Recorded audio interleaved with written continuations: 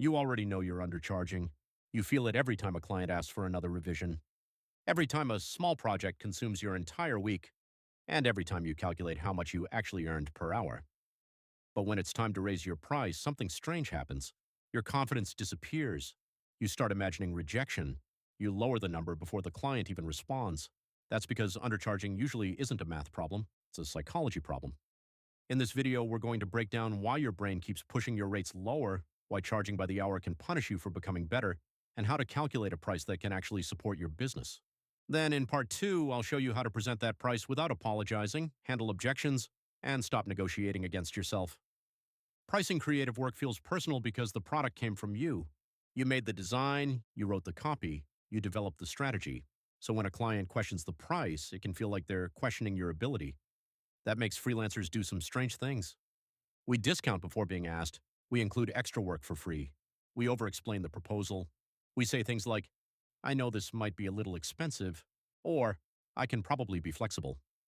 The client hasn't rejected the price, but we're already trying to rescue the sale. That reaction usually comes from scarcity. You start thinking, what if this is the only client who contacts me this month? What if they hire someone cheaper? What if I raise my rates and nobody says yes? So instead of choosing a price that supports the business, you choose the number that feels least likely to create rejection, and that may help you win the project. But it can also trap you inside a business that depends on constant work. Undercharging also comes from comparison. You see a designer with bigger clients, a developer with more experience, a writer with 50,000 followers, and suddenly your own work feels less valuable. But clients aren't choosing between you and every freelancer on the internet. They're choosing someone to solve a specific problem. That distinction matters. You might look at a project and think, this only took me 4 hours. The client might look at that same project and think, this helped us secure a major contract. This fixed our booking problem. This made customers finally understand what we sell. Your brain is measuring effort. The client is measuring impact. And when those two measurements are different, freelancers usually price around the smaller one. Imagine a beginner takes 20 hours to create a landing page. An experienced freelancer finishes a stronger version in 6. Should the experienced freelancer earn less because the project took less time? Of course not. The work is faster because that person spent years learning what to do. They recognize problems sooner. They avoid bad decisions. They don't need 12 attempts to find the right solution. The client isn't paying only for the 6 hours.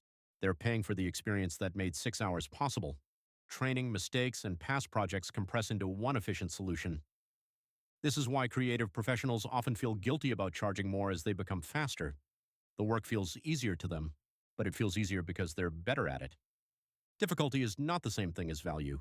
Your expertise shouldn't become cheaper every time your skill improves. Hourly pricing makes sense in some situations. It can work well for ongoing support, unclear projects, open-ended consulting, or work where the client is paying for access to your time. But hourly pricing can become a trap when the project has a defined result. The moment you lead with your hourly rate, the client starts comparing time. How many hours will this take? Why does that take 10 hours? Can someone else do it faster? The conversation becomes about the clock instead of the result. A client doesn't really want 10 hours of web design. They want a website that creates more bookings. They don't want 6 hours of writing. They want a sales page that persuades customers. They don't want 8 hours of editing. They want a video people keep watching. The time is part of your cost. But time isn't necessarily the thing the client values most. Suppose a project used to take you 20 hours. You charged $50 an hour and earned $1,000. After years of practice, you can now finish it in 10 hours. The project is better. The client gets the result faster. But under hourly pricing, you now earn $500. You improved your skill and cut your income in half. That's backwards. You can increase your hourly rate. But eventually, clients still focus on the rate instead of what the project accomplishes. That's why many freelancers move toward project pricing. You calculate the time internally, but the client receives a price for completing a clearly defined scope. That shifts the conversation. You're no longer selling isolated hours. You're selling a completed solution.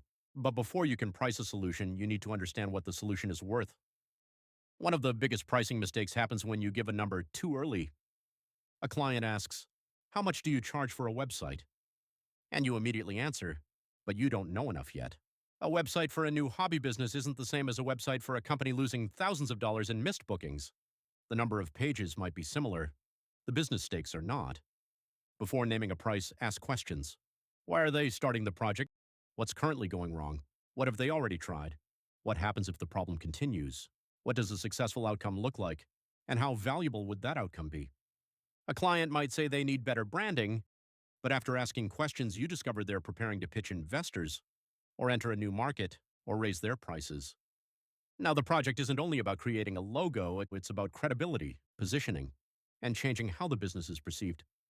That doesn't mean you charge a ridiculous number simply because the company has money.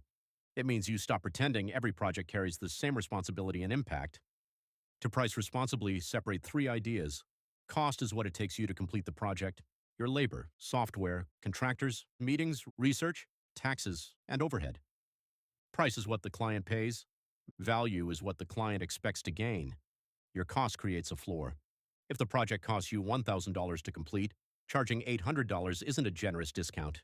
It's a loss. But your cost doesn't always determine the final price. Two projects can require similar effort while creating completely different outcomes.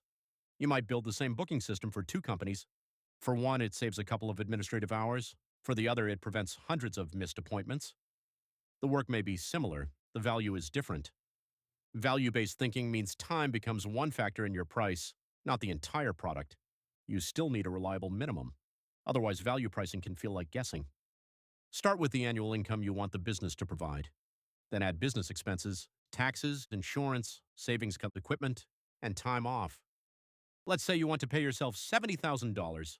Your business expenses require $15,000. Taxes, benefits, and savings require another $30,000. Now the business needs to generate roughly $115,000.